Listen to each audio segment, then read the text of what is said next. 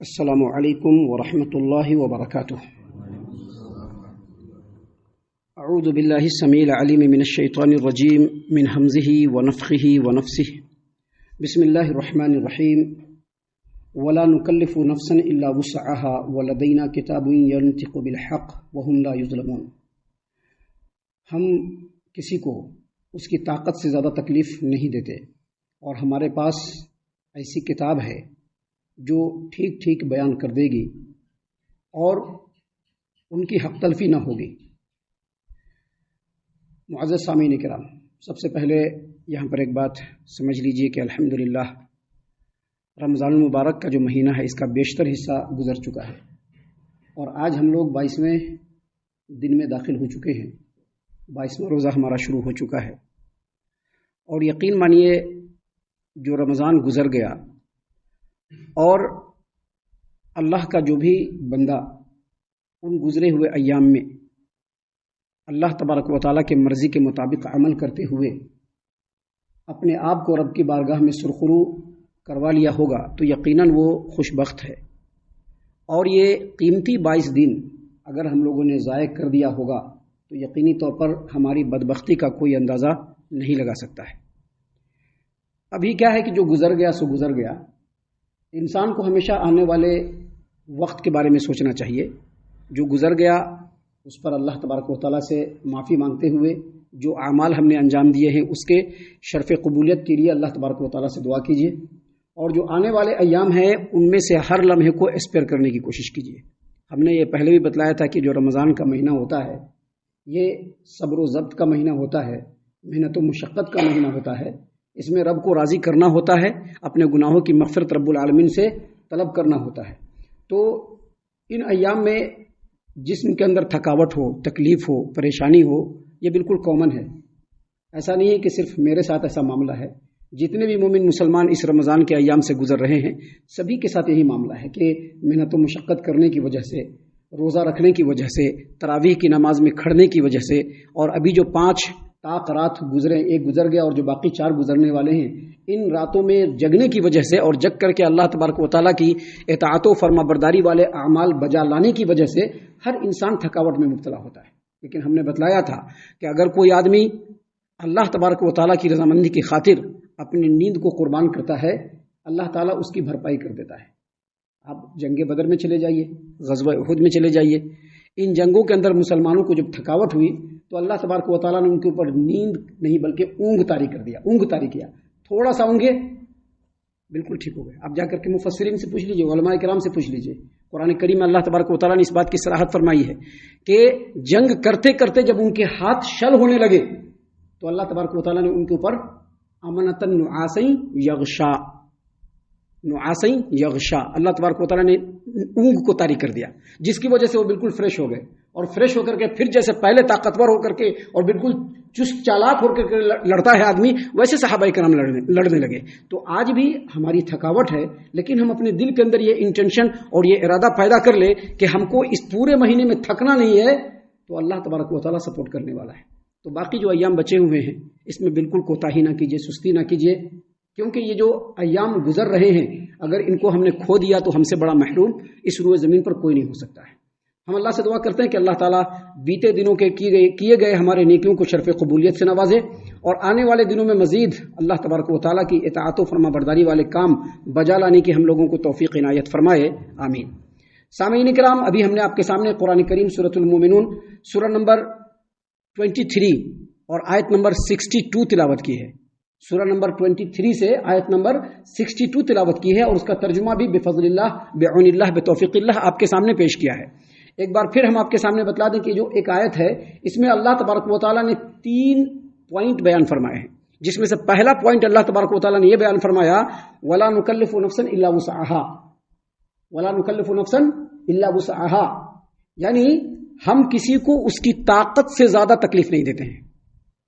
یعنی اللہ تبارک و تعالیٰ نے یہاں پر یہ بیان فرمایا ہے کہ جو شرعی احکام ہم نے نازل کیے ہیں وہ انسان کے طاقت اور اس کی استطاعت کے مطابق ہے۔ ہم نے ایسے احکام نازل نہیں کیے جو انسان کی طاقت سے باہر ہو، اور اللہ تبارک و تعالیٰ نے جو شرعی احکام نازل فرمائے ہیں اس میں سب سے زیادہ مد نظر جس چیز کو رکھا گیا ہے وہ یہ کہ جو عام انسان ہے اس کی جو استعداد ہے، اس کی جو صلاحیت ہے، اس کی جو کیپیسٹی ہے، اللہ تبارک و تعالیٰ نے اس کے مطابق احکام نازل فرمائے. عام انسان نارمل حالات میں عام مسلمان کی جو طاقت ہے، جو استطاعت ہے، اللہ تبارک و تعالیٰ نے اس طرح سے احکام کو نازل فرمایا ہے.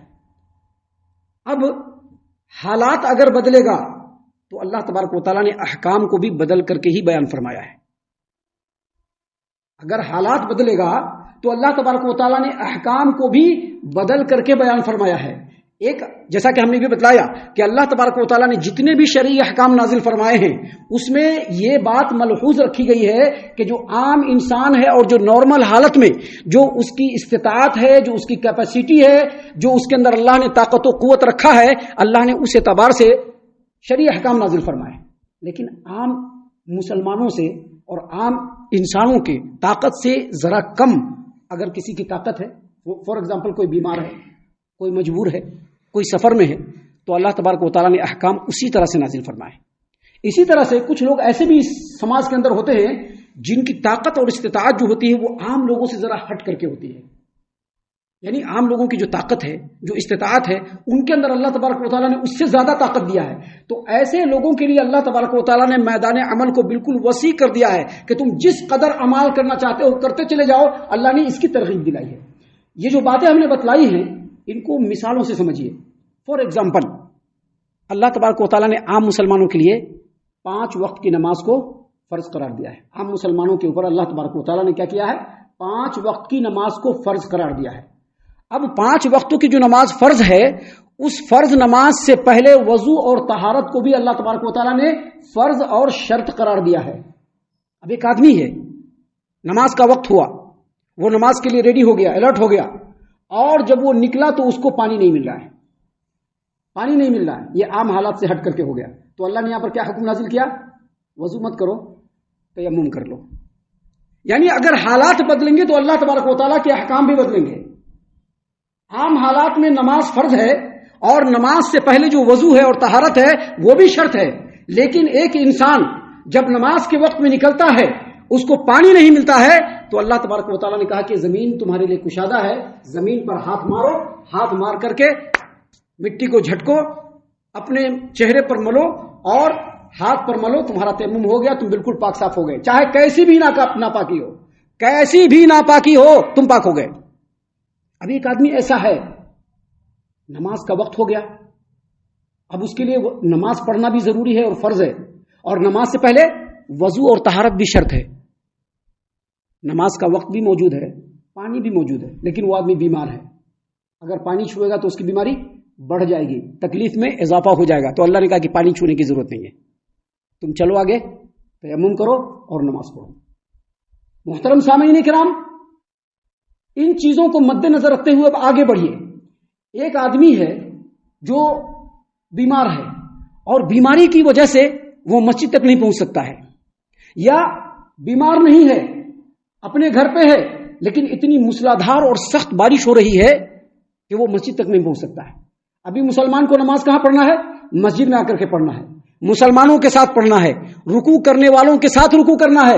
لیکن وہ بیمار ہے، وہ مسجد تک نہیں پہنچ سکتا ہے اور بارش ہو رہی ہے، وہ مسجد تک نہیں پہنچ سکتا ہے. تو اللہ نے کہا کہ اپنے گھر میں ہی پڑھ لو، تم کو آنے کی ضرورت نہیں ہے. ایک آدمی اپنے مقام پر نہیں ہے، وہ سفر پہ نکلا ہوا ہے، یا ایک آدمی جو اللہ تبارک و تعالیٰ کے لیے اللہ کے راستے میں جہاد کرنے کے لیے نکلا ہوا ہے. اللہ تبارک و تعالیٰ نے دونوں کے احکام کو بدلا. کیا کہا؟ 4 رکعت نماز نہیں پڑھنا، قصر کر لینا. تو یہ اللہ تبارک و تعالیٰ نے یہاں پر بیان فرمایا ہے. اب ذرا اس سے اور آگے بڑھیے. ایک آدمی بیمار ہے، ایک آدمی بیمار ہے، بیماری کی وجہ سے وہ کھڑے ہو کر کے نماز نہیں پڑھ سکتا ہے. اللہ نے کہا کہ ٹھیک ہے، کھڑے ہونے کی ضرورت نہیں ہے، بیٹھ کر کے نماز پڑھو. یہ جو باتیں بتلائی جا رہی ہیں یہ سب کو ذہن میں رکھیے. ابھی ان پوری باتوں کا نچوڑ ہم آپ کے سامنے پیش کریں گے. اللہ نے کہا اگر تم اپنی بیماری کی وجہ سے کھڑے ہو کر کے نماز نہیں پڑھ سکتے ہو، بیٹھ کر کے نماز پڑھ لو. اگر بیماری شدید ہے اور تم بیٹھ کر کے بھی نماز نہیں پڑھ سکتے ہو، لیٹ کر کے پڑھ لو. اگر ہلنے ڈولنے کی بھی طاقت نہیں ہے تو اشارے سے نماز پڑھ لو. ایک آدمی ایسا سخت اور دائمی بیمار ہے جو اپنی بیماری، نقاہت اور کمزوری کی وجہ سے اپنے گھر سے مسجد تک نہیں پہنچ سکتا ہے، مسجد میں آ کر کے نماز پڑھنا فرض ہے، مسلمانوں کے ساتھ نماز پڑھنا فرض ہے، لیکن اس کے حالات بدلے وہ مسجد نہیں پہنچ سکتا ہے، تو اللہ نے کہا کہ اپنے گھر میں ہی ہمیشہ نماز پڑھو، تم کو مسجد میں آنے کی ضرورت نہیں ہے۔ ایک آدمی سخت بوڑھا ہو گیا ہے، بالکل کمزور ہو گیا ہے، چل نہیں سکتا ہے، مسجد تک نہیں پہنچ سکتا ہے، اللہ نے کہا کہ گھر میں ہی نماز پڑھو۔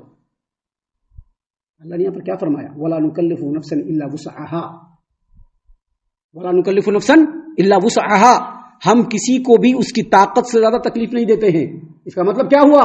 نماز فرض ہے اور اتنی ساری رعایتوں کے باوجود کوئی نماز نہ پڑھے تو پکا کافر ہے، وہ پکا کافر ہے۔ وہ ایک آدمی اتنی ساری رعایتوں کے باوجود اگر نماز نہیں پڑھتا ہے وہ پکا کافر ہے، اور ایک آدمی اگر اتنی رعایتوں کے باوجود نماز تو پڑھتا ہے، چھوڑ چھوڑ کر کے پڑھتا ہے، فجر میں نہیں اٹھ پا رہے ہیں، ظہر نہیں ہو پا رہا ہے، مغرب عشاء پڑھ رہے ہیں، دوسری نمازیں نہیں پڑھ رہے ہیں، اللہ تبارک و تعالیٰ نے فرمایا فویل للمصلین الذین هم عن صلاتهم ساہون، ایسے نمازیوں کے لیے جہنم کے اندر بدترین گڑھا ہے جو اپنی نمازوں سے غفلت برتنے والے ہیں۔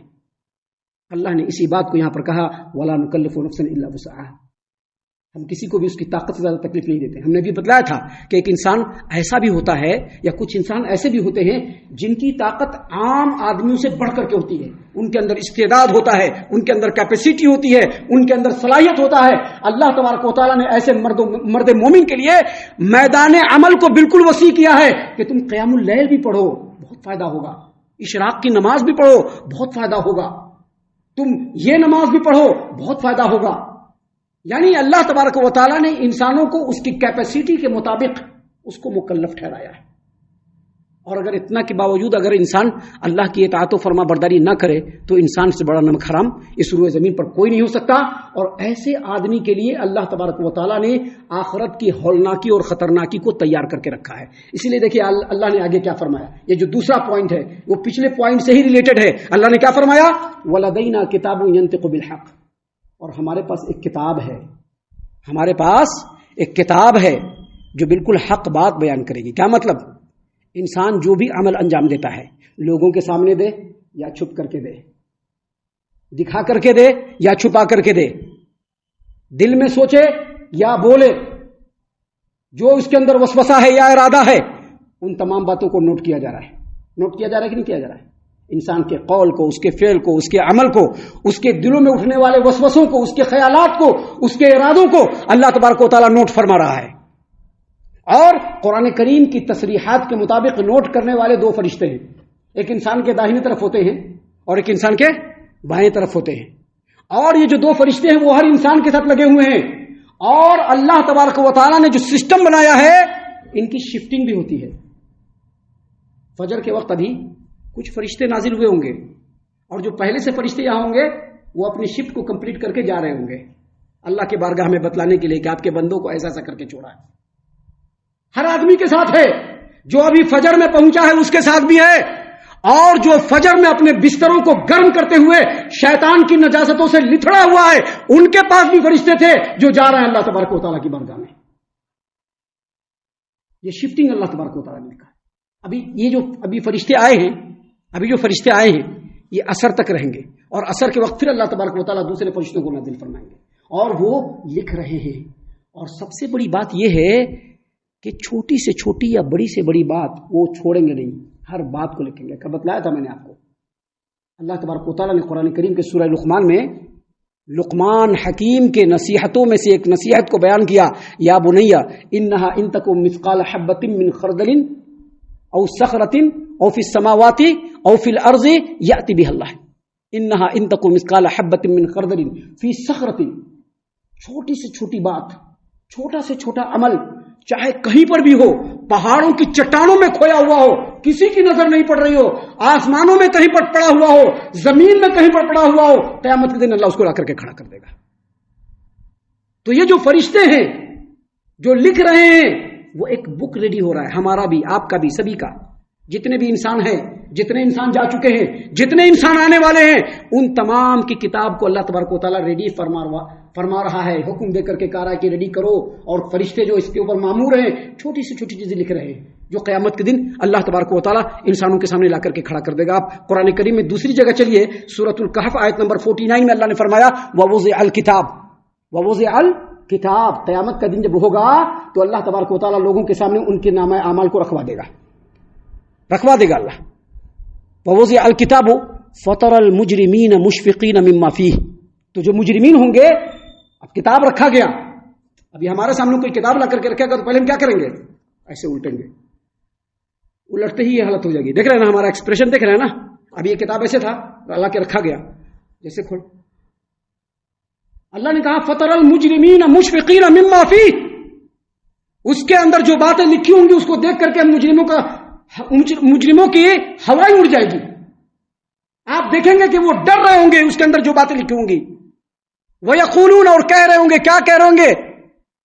یا وَيْلَتَنَا مَا لِهَذَا الْكِتَابِ لَا يُغَادِرُ صَغِيرَةً وَلَا كَبِيرَةً إِلَّا أَحْصَاهَا, یہ کیسی کتاب ہے, ہم نے تو یہ کام جو کیا تھا کوئی دیکھنے والا بھی نہیں تھا, اور وہ بھی لکھا ہوا ہے. یہ تو بہت چھوٹی بات تھی, میں نے فلاں جھوٹ بول دیا تھا, وہ بھی لکھا ہوا ہے. یہ تو کچھ بات ہی نہیں تھی, میں نے ایک مومن بھائی کی غیبت کر دیا تھا, وہ بھی لکھا ہوا ہے.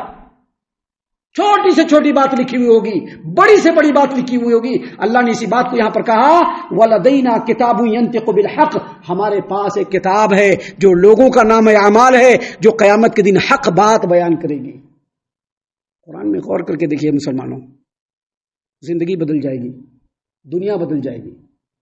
آیات پر غور کرنا ہے, سمجھنا ہے کہ ہمارے رب نے ہمارے لیے ہم کو الرٹ کرنے کے لیے کیا کیا بیان فرمایا. دیکھیے پہلے کیا کہا, جو اللہ نے حکم نازل فرمایا ہے وہ انسانوں کی طاقت سے باہر نہیں بلکہ انسان کی طاقت کے مطابق ہے.